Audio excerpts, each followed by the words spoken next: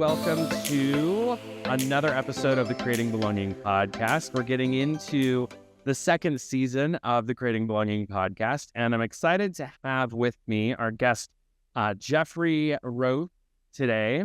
And in the usual tradition, I like to have people introduce themselves in their own voice and words. So, Geoffrey, if you wouldn't mind sharing a little bit about yourself. Sure. Well, wonderful to be here with you, Justin, and look forward to this dialogue and conversation. Geoffrey Roche, professionally, I serve as the Director of Workforce Development at Siemens Healthineers, and I'm a first-generation American. My mother was born in Germany, and so I'm actually a dual citizen, and so that's why you see behind me my American and German flag, and then the Ukrainian flag as well for our friends there. And so wonderful to be here with you. Well, let's dig in. So at the time of the recording of this podcast, I may or may not have publicly announced that I'm currently working on the second edition of the book, Creating Belonging. And so I'm excited for the perspective that Geoffrey brings to the table today, because we're actually going to dig into a couple of the areas of new chapters that you'll see when that second edition of the book comes out. And so the first, Geoffrey and I were having a little conversation before today, and I wanted to dig into your experience in the past. So kind of broadly speaking about one of the new chapters is going to be creating belonging and leadership. And so I wanted to dig into experiences that you've had either as a leader or working with other leaders, and how the creating belonging model kind of came into play. Yeah. Well, and let me just say, Justin, that I applaud you for not only writing a book, but covering such an important topic like belonging and leadership. I have regularly, in my 15 plus years of a career, seen so many different examples where I haven't seen a leader truly espouse creating a sense of belonging. And there are many different examples that come to mind, but in one particular example, I served in an organization once in my career with just a leadership style that didn't have not only a sense of belonging, but in many ways, not even a sense of respect, appreciation, or value for others. And what I saw very quickly was there, to me, one of the greatest qualities of a leader is to develop that sense of belonging. It's through, building a relationship that's heart-centered, authentic, meaningful. And when I came into the organization, just like any time I come into an organization, for me, it's so critical to use the first 90 days to learn as much as possible and to meet as many people as possible. And as I was doing that, it was so clear to me that there was concerns and fear of leaders in the organization. And what was interesting about it was, as I was sharing more, because I was part of the senior leadership team, as I was sharing more, individuals were, coming more and more to me. Talk to me, help us, navigate this. Tell us why you do this differently. Why are you such a good listener? And just different things like that. And I was like, oh my gosh, first of all, clearly, why am I here? There was a part of me, I made a mistake coming here, but then there's also a part of me, I know I'm here because I'm here to help these individuals. And so as long as I'm here, that's what I'll make a mission and focus. And even with my own team, I started to recognize that these were really, significant challenges. And as I started to unpack it, it was just clear that there was sort of a leadership culture there that was so much an I versus a we, and so much more of a kind of old school command and control. And so much of what I don't like about quote unquote leadership is what I saw in that experience. And there was no sense of community. There was absolutely no sense of belonging. There was just an absolute sense of just get this done and do it my way or the highway. And what's interesting is despite a terrible track record of people, despite a terrible track record of retention, so many of those leaders, still are there in their very roles today. And so it's just interesting, when you unpack those types of things. And, when I look at it, the impact to people and the impact to their, livelihood, their mindfulness, et cetera, it's just really hurting when you see that. Okay. I have worked in my own handful of organizations that have that kind of command and control perspective that is definitely not well suited for a knowledge economy. But I caught there were three words that you said in succession: respect, appreciation, and value, which I love that, you're talking about this was something that was lacking. So this organization was lacking respect, appreciation, and value. And I think all of those things I would lump into acceptance. So we talk about in the creating belonging model that belonging is created at the intersection of authenticity and acceptance. And so if we're lacking on acceptance, but we've got that I perspective, not a we perspective, likely that leadership then kind of sitting very much in a place of overbearing. Yeah. I'm curious, tell me a little bit more about the leaders or the leader that kind of drove that overbearing perspective and kind of what that looked like. Yeah. It was, in some ways, when I look back, there's part of me that almost doesn't want to look back, right? Because, some of those experiences just sicken you to the core. But some of the examples that I vividly can remember, and team members of mine would regularly say this to me, and some of them I'm very close to today, and at times we'll see each other at conferences and things, and they'll be like, "Do you remember this email? Do you remember this?" And some of it was literally like in emails. First of all, no professional way of communicating at all. Very, very directive. Very, very short. To the point. Just do this way. No level of engagement. And I can remember seeing some of them and literally thinking to myself, did you even read what you just wrote? And, it's so interesting because so many of the team members that I worked with and even others that worked with, the organization said to me that they got to a point where they just would not read their emails after a certain period of time because they would come at all hours and they just learn, don't even answer it, don't acknowledge it until the next day, and sometimes don't even respond. And that speaks to a level of some level of what you would consider disengagement, right? Some people would view that as disengagement. I didn't. I viewed that for them as they were trying to just cope with what was an absolute atrocity of an experience. And no one should have to face that. Nobody should have to face that. And I hate to say that, but in many ways, to me, that's abuse when a leader, or a leadership team communicates in that way with individuals. Yeah. Yeah, I can think of an organization that I worked in, and I think it was also a global organization. I've worked in several global organizations, but this global organization where, I would wake up at 4 a.m. and some people had already started their workday. And so depending on, whether I was looking at my email at 4 a.m. or not, could just set me off in a mood, right? And so there's a bit of, I think what's interesting, it's getting me to think about in leadership, when we think about the balance of authenticity versus acceptance, and, acceptance being those things that you mentioned before of respect, appreciation, value. And I think then the other word that I'm thinking to bring in there is context. Like, what's the context of the audience that you're communicating with? Yep. So that, I whenever I would join a new team, sometimes some people work late, and I never want to discourage someone from working when they're in a place of genius. But I definitely would also, put a caveat on any communication that I sent after hours to be, I do not expect a response ever, outside of out of normal business hours, and setting that as an expectation so that people know, hey, I'm working right now because it's what's good for me, but I also don't expect it of you, right?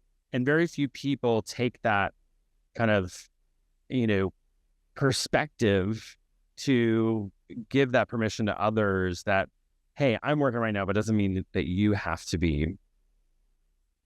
What are some other examples of that overbearing leadership that you can think of that surfaced?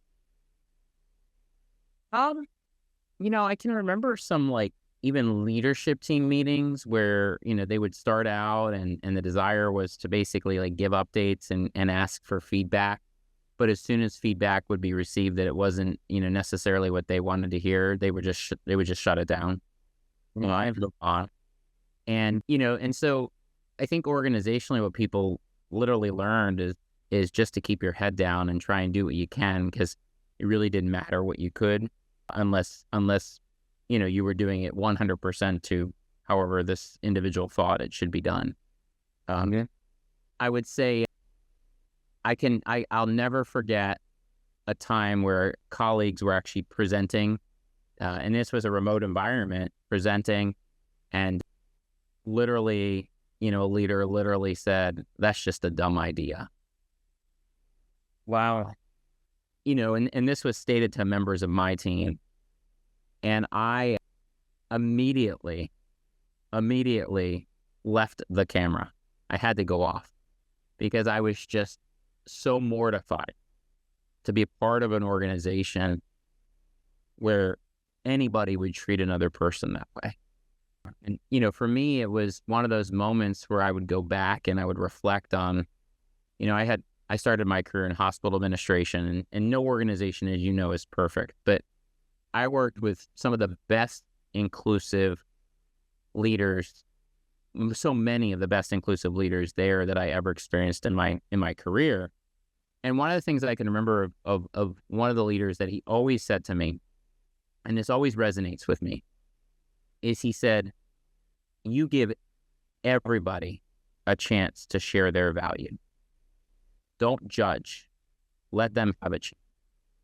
And it was always a moment when he said that to me as a young leader that resonated. And literally my almost 10 years of working with this senior vice president, I could tell you that even in some of the most difficult meetings, interactions that he was in, he would give everybody a chance to share their value. And literally, if they weren't speaking, he would just ask them, "Do you have anything you want to add?" And if they said no, he was fine with that, but everyone would have a chance. And I thought to myself, oh, that was early in my career, and this is later, and this is what I'm seeing. And that was one of those moments where I definitely, reached out to them and apologized to them. But I also realized at that moment, there's nothing that I could do to fix this at this point, because I'm just not in a position of really influence or impact or authority to do it anymore. At that moment, it was tough because, for me, I'm not one to ever shy away from what I think is my responsibility. But at the same time, when the person is the boss, they're the boss, unfortunately, in those circumstances. Yeah. It makes me think of someone posted something recently about the term toxic leadership being an oxymoron because if someone's toxic, they're not being a leader. But yes, so Good point. and I love what you're adding there about, the positive example of this leader that said everyone can add some value, and how they wanted to, kind of go around and make sure that everyone had a turn to contribute. And that's one of the things that, there are often comparisons to the creating belonging work and then psychological safety and what's over there. But definitely when we talk about psychological safety, one of the, strategies that's used and that came up in all the Google research and Project Aristotle was that people get equal opportunity to have their voice heard. And so I think that's really important as a leader, is making sure that everyone gets equal opportunity to share their value. So I love that. Thank you. Absolutely. I'm going to shift gears a little bit. There's another new chapter. We're gonna hit all new stuff today. Another new chapter that I'm looking at writing that was a very recent addition, and I'm excited to dig into some of the research there. So it's very conceptual at this point, but I know that you have a passion for allyship, and so the context or the subject is really creating belonging and allyship, and the role of allyship in creating belonging. And I've got many thoughts of where this could go, but I'm curious, when we talk about allyship and creating belonging, how you see your role in allyship. Yeah. So, it's a really, really important aspect to your point around all aspects, frankly, of diversity, equity, inclusion, and belonging, in my view, is the important role of an ally. And I think what's important though, as I've always learned in allyship is you can't just say you're an ally. In some ways, you've got to also at times be welcomed in to be an ally. And then you've also got to demonstrate that walk as an ally consistently and passionately.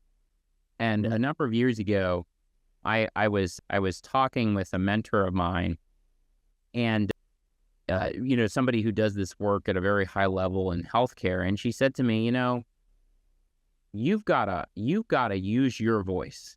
And I was like, okay, well, that's great. I know I have it. And she said, no, you've got to use your voice to get other people to the table, and you've got to lift it up for them because they don't always have the opportunities that you have.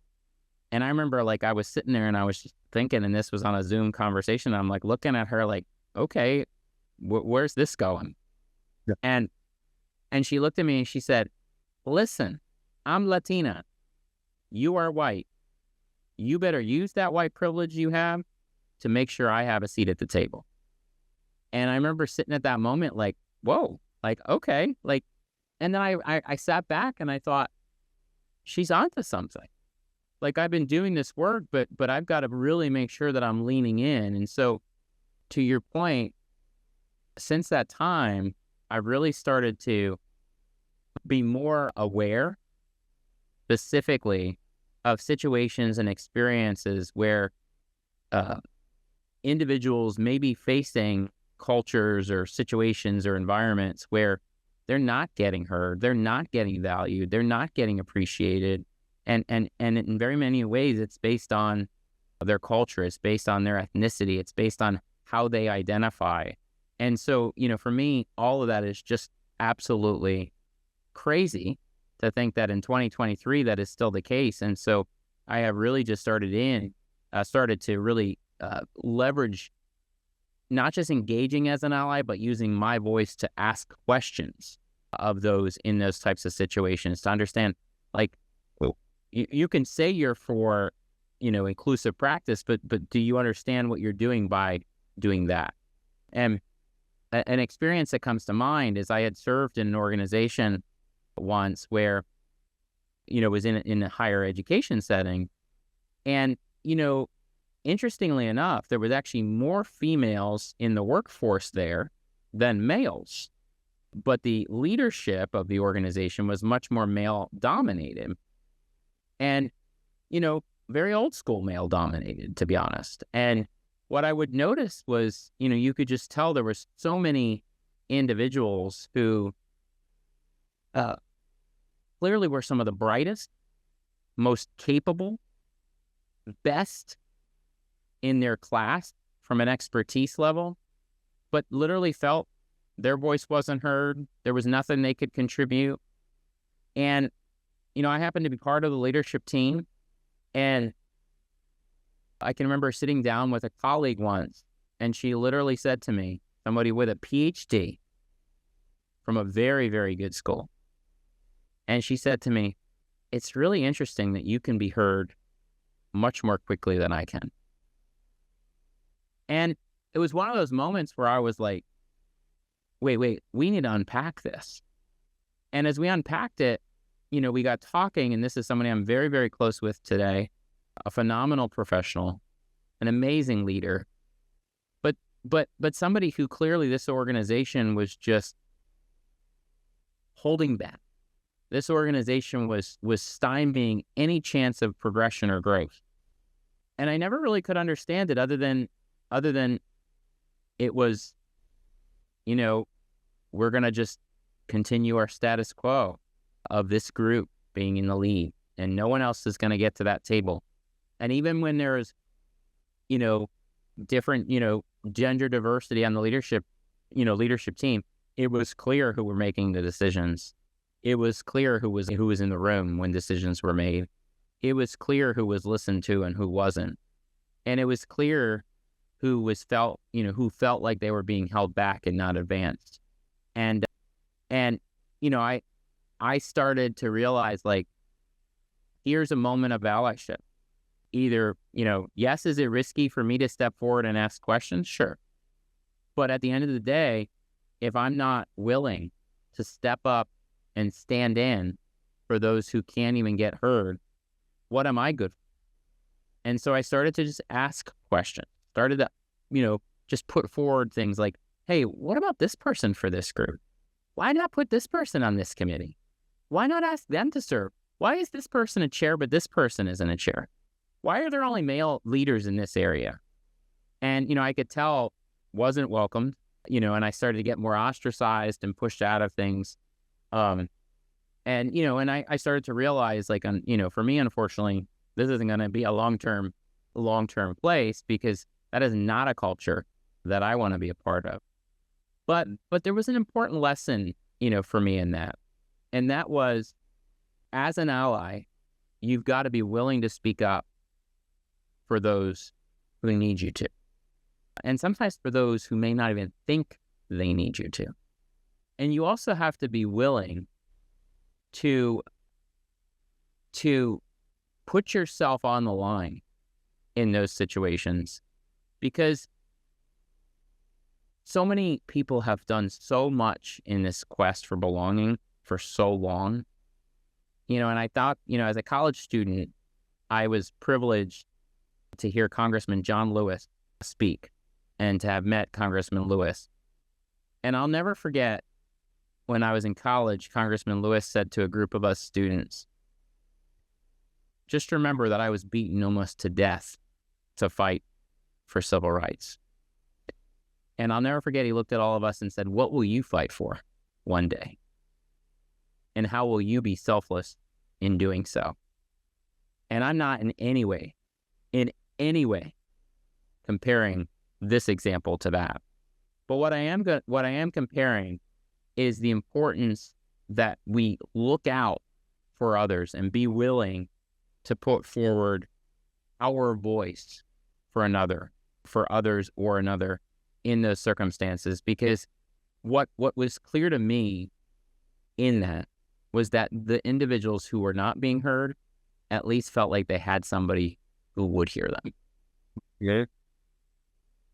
That's really, thank you for sharing that. It's such a great experience to pull from. And I love that you've had people who have called you onto the carpet to say, hey, this is something you value, so it's time to put your actions into play. But I wanted to come back to a couple of concepts. Number one is just this idea that allyship it's not a permanent label. Like, you don't just get to be an ally and it's a badge that you've earned and then you keep that badge forever. An ally and allyship is work that you have to renew that badge every single day.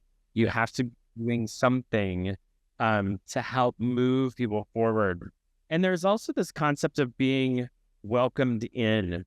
And I want to dig into that a little bit, because you had mentioned there's a really careful balance in something you said of kind of speaking up for people or working towards their voice, even if they don't realize it. But there's a balance there, right? Of like, we can't speak on behalf of other people, but we do need to make sure that we're elevating our other voices and that kind of coming in with that being welcomed in.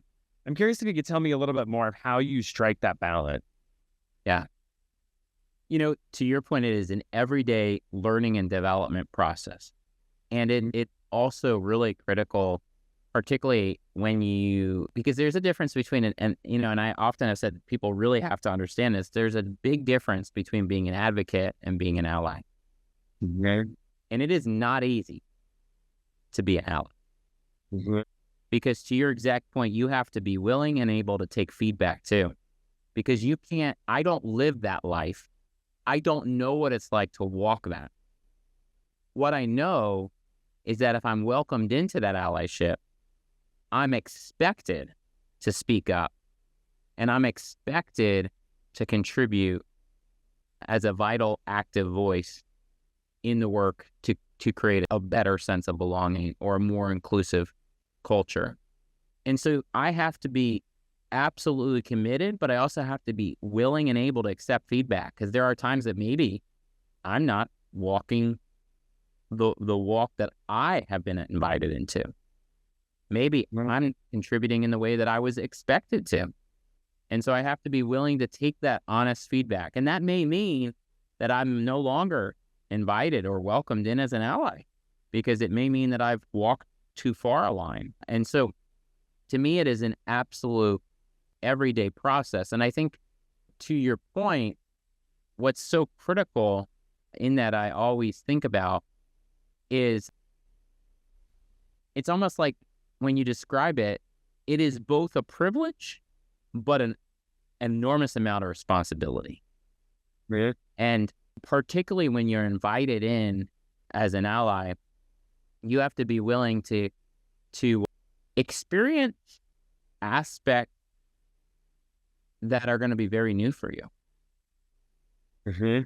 And be willing to ask a lot of questions so that you're in a position to really understand if you hear something or experience something or see something, that you're going to be the absolute first to say, excuse me, did you just really say what you said? Because I'm not so sure that would be an appropriate way to say it. Mm-hmm. And, at the same time, you have to be careful, because you can't go too far, because so many people who desire to have allies could be extremely vulnerable because of what we have done in our society to them and unfortunately sometimes with them. And so you have to be really, really careful and thoughtful around that, which is why I always say, particularly in leadership, we have kind of make it or break it moments for people. We can either help them to kind of make it to the next step, or we can literally be the ones that break it for them. And I've always felt the same is so true in allyship. And I'll say that it always has been, and it continues to be, a learning and development opportunity for me. And when I think of like some of the most ultimate allies that are very public, I think of people like Pink. I personally love Pink. I've been to many Pink concerts, but I look at what Pink did recently in the state of Florida, and that's a very, very vocal public allyship demonstration to say, hey, you want to ban books? Well, I'm going to give you all those banned books right back. And I want you to take them into the school districts, because not only are you banning books, but you're banning the very identities of the authors and the very identity of the people who are referenced in those books. And that is not okay. And so, I look at someone like that, because every Pink concert I've been to, what I see preached is a sense of inclusion. And what I see preached is a sense of community. And so, that element is really, really important. But I'll also say there are times where even Pink herself will make a mistake. And you know what? People will say, take a step back, and you got to learn from that. And so it's that element of not just emotional intelligence, but that we've got to level set with ourselves too, that we're humans too. And we have to learn, from every experience. Yeah. Yeah. I think we have to approach it with that learning mindset and bravery, because it takes bravery to get out there. A lot of this conversation is making me think about a workshop I did a little while back. Had a conversation with one of the participants and it was after the program, and had a conversation with them, and they hadn't spoken up at all, like not a peep came out of their mouth. And, we talked about it, and they shared like, look, I'm a white male, and I'm probably going to say something wrong. And so it's easier if I just don't speak up. And the more we dug into it, it was around, the cancel culture that we have. Like, you say the one wrong thing and then you're done, no more, which I don't believe in it. We have to give people an opportunity to learn and move forward. And so that takes some bravery and an acceptance that, I am going to screw up, and then I'm going to learn from it and move forward. And then the last thought that I have around I love the Pink example in the books, love that story of what she did there. And we don't all have the resources to be able to give out 2,000 books at a concert, but we do have some influence over someone that we can be an ally. And so we just have to keep doing the work and showing up. Yep, absolutely. Yeah. Geoffrey, thank you so much for taking some time to chat with me today. I'm excited to have your stories a part of this work.